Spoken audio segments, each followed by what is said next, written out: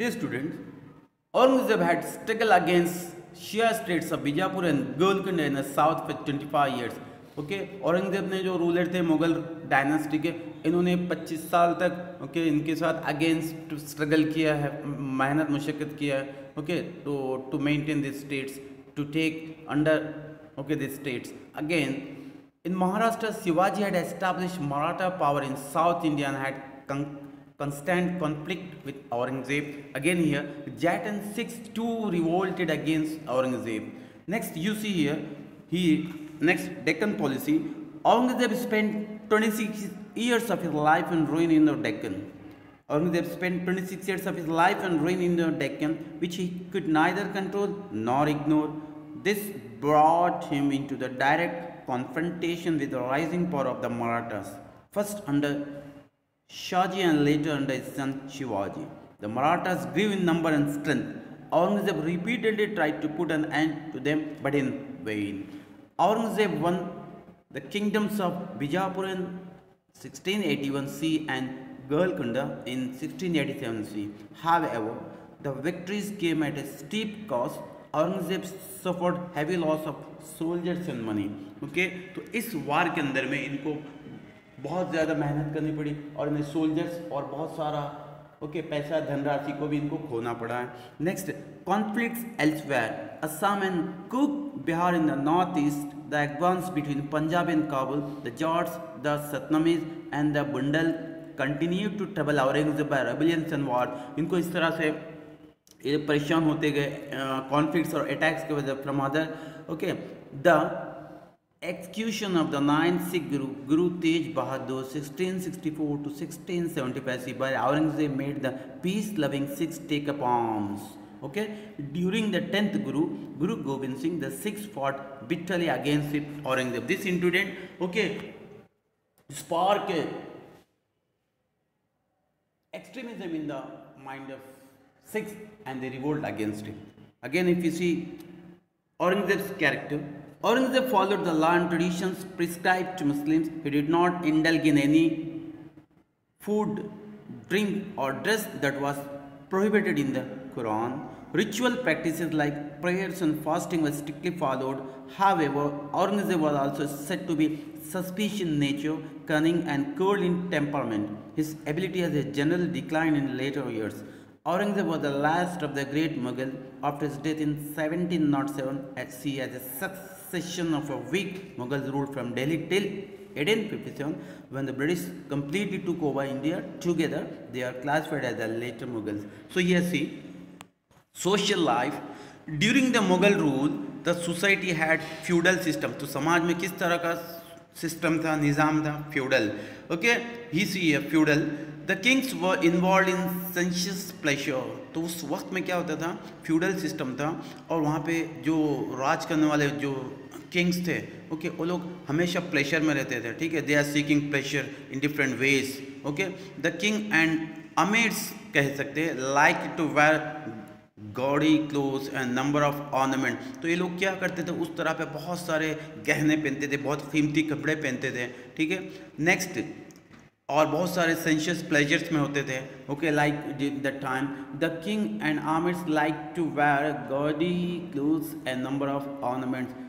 Abul Fazl had written that every year 1000 expensive clothes were stitched for the king. तो यहाँ पे अबुल फजल जो उस टाइम पे विजिटर थे, तो उन्होंने अपनी किताब में बताया कि एवरी ईयर हर साल में 1000 एक्सपेंसिव क्लोथ, 1000 बड़े महंगे एक्सपेंसिव कॉस्टली क्लोथ्स पर इनको सिलाया जाता था राजा के लिए. During that time most of the Gujarati businessman had wide business.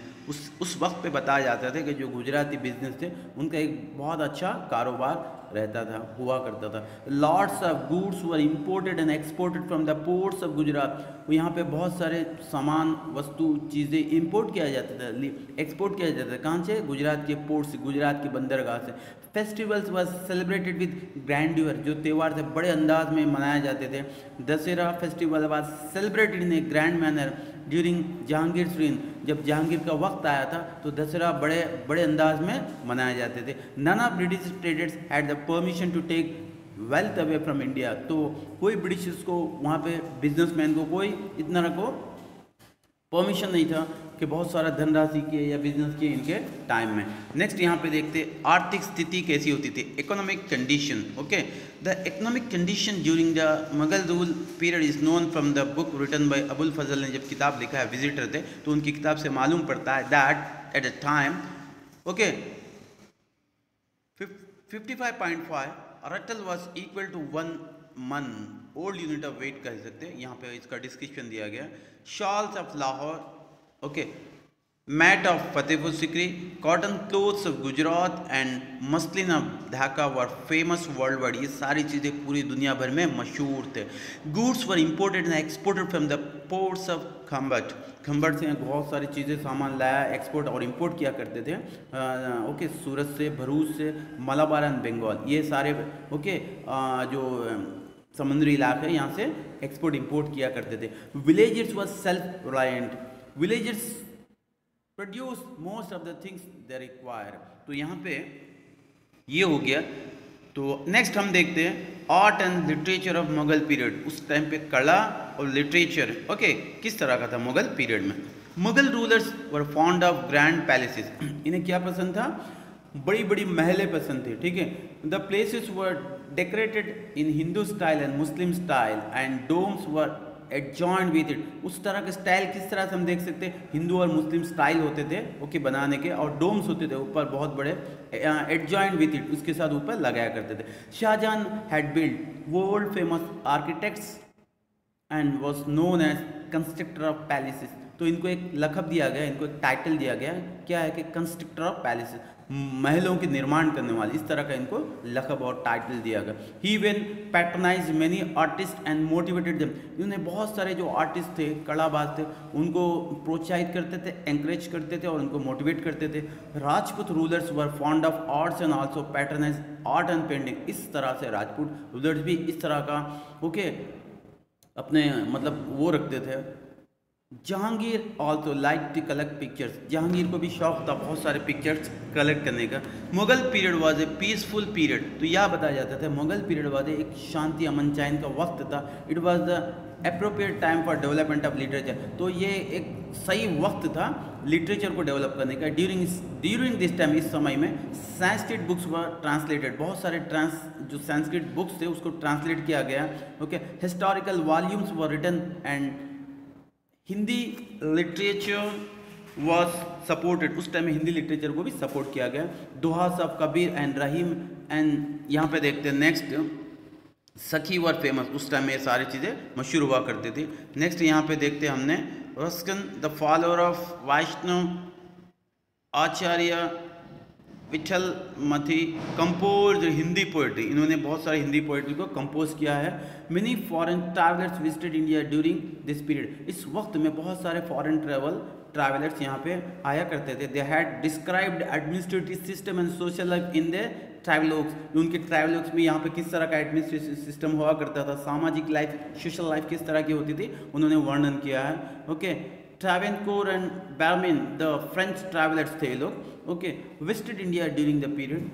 बैरमिन stayed in India पर 12 साल इन्होंने रुका है। He mention the Mughal rulers had spend too much on the army. ये बताया जाता था इन्होंने बहुत सारा पैसा अपने आर्मी के डेवलपमेंट और आर्मी के उसके लिए ये लोग ने स्पेंड करते थे। ही also mention with appreciation that Indian textiles were very famous in the markets of Europe and Asia. इन्होंने इसकी अप्रिशिएट किया, इन्होंने तारीफ़ किया कि इंडियन के जो टेक्सटाइल थे, सारे फैब्रिक्स कपड़े थे, वर्ल्ड फेमस थे और यूरोप और एशिया के मार्केट में ये मशहूर हुआ करते थे। नेक्स्ट यहाँ पे हम देखते हैं the golden age of Mughal rule means rule of Shahjahan. यहाँ पे the golden age of Mughal rule means, यहाँ पे गोल्डन रूल का एक लक़ब दिया गया, स्टार्टिंग में एक टाइटल दिया गया। सो ये सारा credit goes to Shahjahan. Okay, इनके पीरियड में ये हो सकता है कि इनके वजह से एक मुगल रूल को एक महासाम्राज्य कहा गया है।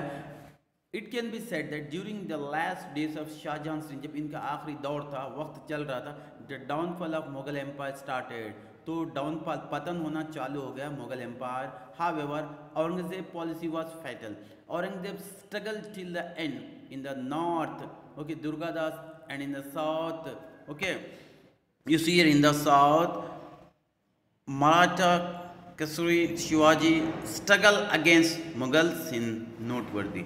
Okay, next again if you see Veer Durgadas after the demise of king of Jodhpur, okay, जब इनका देहांत हो गया जोधपुर के king Veer Durgadas, there was the threat of Mughals on the queen and his son, तो उस पर क्या होता है, इनका एक खतरा था, threat of Mughals on the queen and his sun.